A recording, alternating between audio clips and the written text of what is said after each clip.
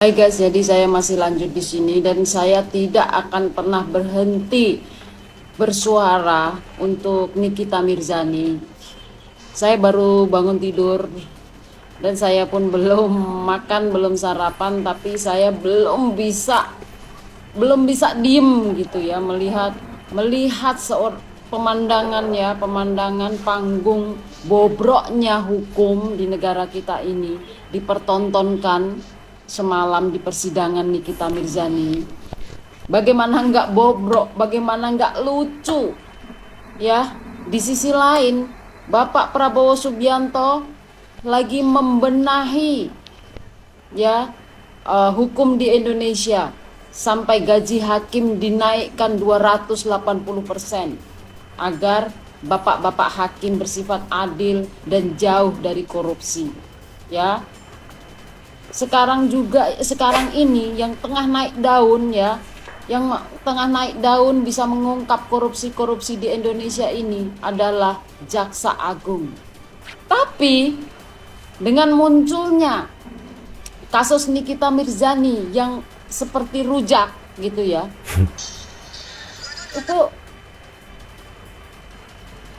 itu lucu gitu loh, pemandangan yang lucu banget gitu loh. Bapak Prabowo Subianto, saya di sini masih mengulangi viti saya yang kemarin. Saya mau mengingatkan kembali, sebelum Bapak terpilih menjadi Presiden Indonesia, betapa lantangnya seorang Nikita Mirzani itu menyuarakan kepercayaannya kepada Bapak, kekagumannya kepada Bapak.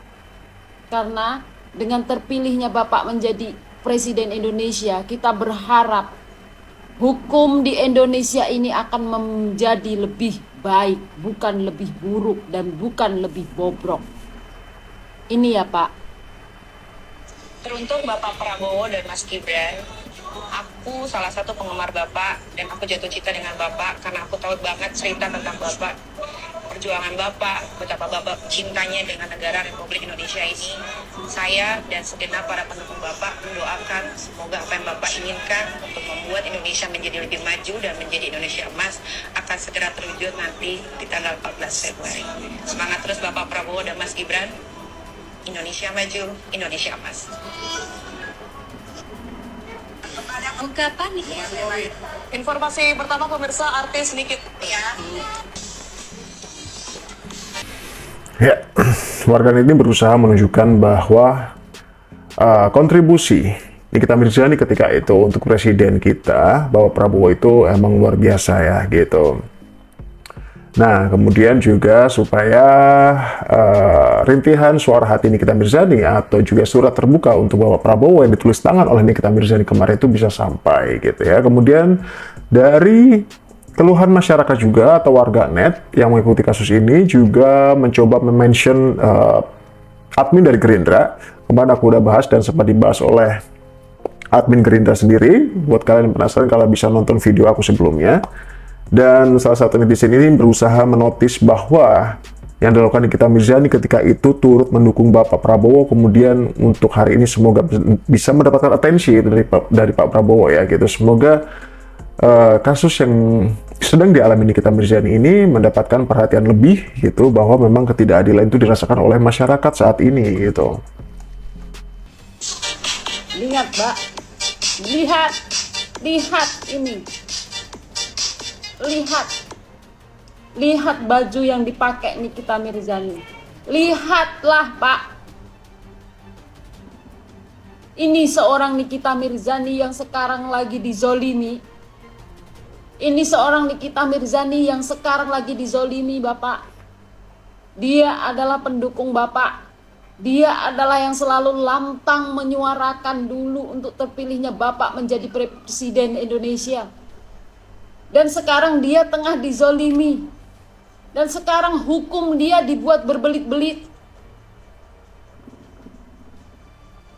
Hukum pidana ini bisa ada karena kedua belah pihak. Yang satu bersalah dan yang satu merasa benar.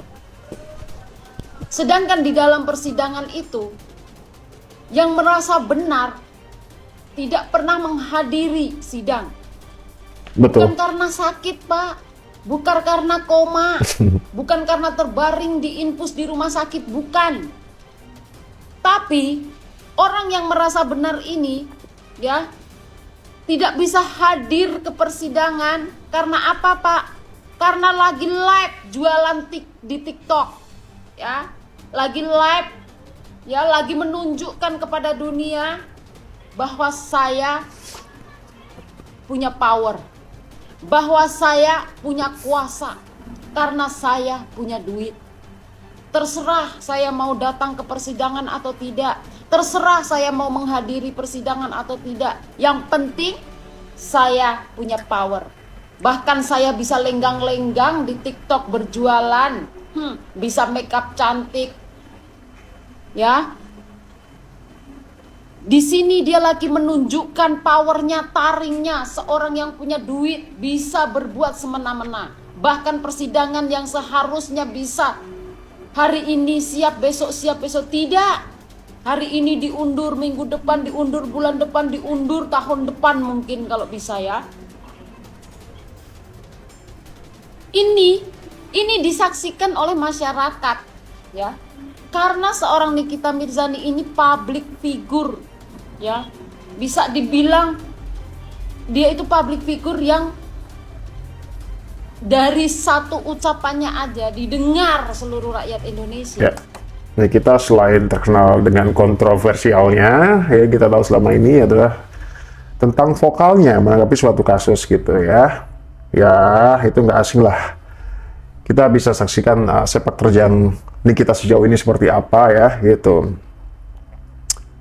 Bahkan dia mampu meruntuhkan suatu ormas ya. Bukan karena dia sendiri, tapi karena bantuan dia. Itu tidak bisa dipungkiri ketika itu. Runtuh, guys. Pengaruh dia itu begitu besar di Indonesia. Dan di dalam sidang dia sekarang sedang dipertontonkan, ditunjukkan gitu ya. Sebuah panggung hukum yang nilai sendirilah. Di sisi lain Bapak Prabowo Subianto ini lagi membenahi hukum. Tapi di sini kita diperlihatkan panggung bobroknya hukum di Indonesia ini. Yang satu di sana diadili di sidang, ya. Yang bermasalah sama dia di sini live TikTok. Kipas-kipas Pak, live TikTok nggak bisa hadir di persidangan. Sedangkan dia yang dizolimi, digiring, diserodok-serodok seperti teroris dibuatnya, ya. Ini Bapak, wanita Amazon ini yang sekarang lagi dizolimi Pak. Ya, oke. Ya, itu adalah bentuk kekecewaan dari salah satu netizen terhadap Nikita Mirzani tentang penegakan hukum yang dialami olehnya, gitu ya. Bahwa memang menurutnya tidak ada keadilan untuk Nikita Mirzani sejauh ini karena banyak sekali keanehan yang terjadi di sidang kemarin. Kira-kira keanehan apa saja sih? Mari kita lihat berikut ini. Yang pertama, ya, jadi ada 6 kejanggalan mencolok dalam sidang Nikita Mirzani kemarin. JPU serentak bermasker, ya, gitu. Semua anggota JPU mengenakan masker secara serentak, padahal sidang digelar di masa normal, gitu ya. Bukan sedang ada di masa-masa pandemi seperti kemarin, gitu ya. Ini dakwaan melenceng, gitu ya. Isi dakwaan melenceng. Alih-alih fokus pada dugaan pemerasan, ini dakwaan justru berisi hal-hal yang tidak relevan, katanya gitu. Kemudian yang ketiga adalah hakim sering potong penjelasan. Setiap kali Nikita atau tim kuasa hukumnya mencoba menjelaskan, hakim langsung memotong, gitu katanya. Kemudian yang keempat adalah dilarang bicara ke media, ya gitu. Usai sidang, pengawal terus mendorong dan membatasi gerak Nikita agar tidak bicara ke awak media, ya. Bisa kita saksikan kemarin sampai Nikita itu teriak-teriak, ya. Dilarang live kemudian, ya. Sidang Ismail Marzuki yang katanya terbuka untuk umum justru ditolak untuk disiarkan secara live oleh JPU. Kenapa dibedakan ya antara Nikita dan Mail gitu. Yang terakhir, kuasa hukum dihalangi temui kliennya ya di ruang integritas kemarin itu ya. Ini aneh karena pengacara seharusnya bebas berkomunikasi dengan Nikita atau kliennya dalam rangka pembelaan. tanda tanya besar. Ini Selasa 24 Juni 2025. Kepada Bapak Presiden Republik Indonesia, Bapak Prabowo yang terhormat, tolong hukum di negara kita, di Indonesia yang tercinta ini benar-benar diluruskan, bukan diatensi dengan kekuasaan, sehingga tidak lagi memilih mana yang benar dan salah. Saya telah menyelamatkan banyak muka orang Indonesia, saya telah menyelamatkan muka banyak orang karena produk yang berbahaya dan overklaim. Namun penyidik hingga JPU bukannya mendalami atas produk tersebut, malah saya yang ditahan. Macam apa oknum aparat yang ada di Indonesia ini? JPU tidak bisa membuktikan produk tersebut, namun saya punya bukti yang akurat bahwa produk itu berbahaya, tidak ber-PPOM, ada jarum suntiknya dan tidak ada barcode-nya dan tidak terdaftar. Tapi penyidik dan JPU ya tidak mengindahkan BAP saya. Dia tidak mendalami itu BAP saya beserta produknya si Reza Gradis atau Flexi. Tapi saya ditahan. Ya, cukup sekian dan terima kasih. Ya, itulah bentuk kekecewaan dari Nikita Mirzani dan dituliskan tangan langsung oleh Nikita, ditujukan untuk presiden kita Pak Prabowo ya, gitu. Semoga mendapatkan atensi lebih nanti ya ke depannya ya atas kasus ini, karena keadilan itu perlu diperjuangkan ya, gitu. Tidak hanya digembar-gemborkan saja.